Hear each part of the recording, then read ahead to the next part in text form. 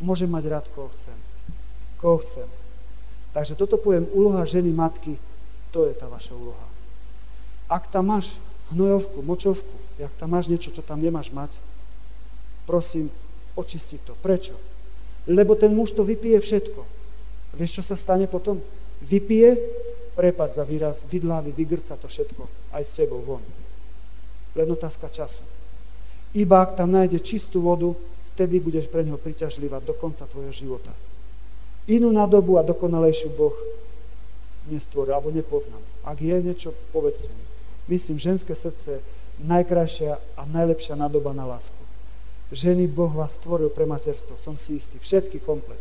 Buď to duchovné materstvo, Boh zasvetené osoby, tam sú.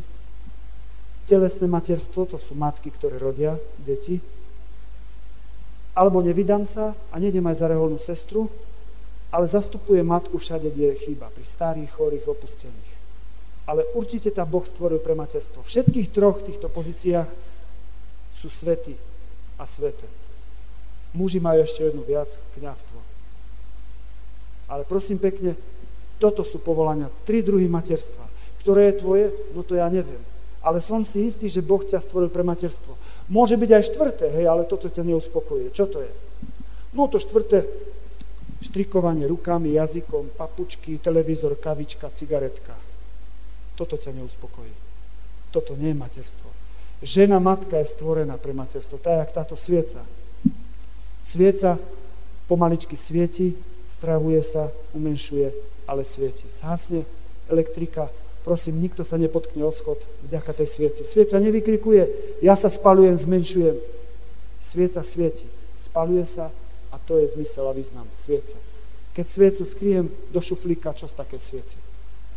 Ty si žena, matka, teba sa musí umenšovať maličko a máš svietiť svojim životom. Ty, žena, matka, ak nebudeš dobrou matkou, nebudeme mať ani dobrých kňazov, ani dobrých otcov. Byť dobrým otcom je to isté, ak byť dobrým kňazom. To nie je menej. Keď chlapci budú dobrými otcami, ako keby boli dobrými kňazmi. Byť dobrým otcom rovná sa byť dobrým kňazom. Ešte raz. Byť dobrým otcom znamená byť dobrým kňazom. Môžeš aj kňazstvo odfúšovať, odslúžiť omšu a zmizne. Aj ocovstvo tak môžeš. Ja mám toľko roboty v robote a tam zahýbaš za sekretárkami. Môžeš. Boh to vidí a ty to vidíš. Byť dobrým otcom znamená byť dobrým kňazom. Toto je, ako by som povedal, naša úloha, aby sme sa dobre pripravili na svoje povolanie. Na svoje povolanie.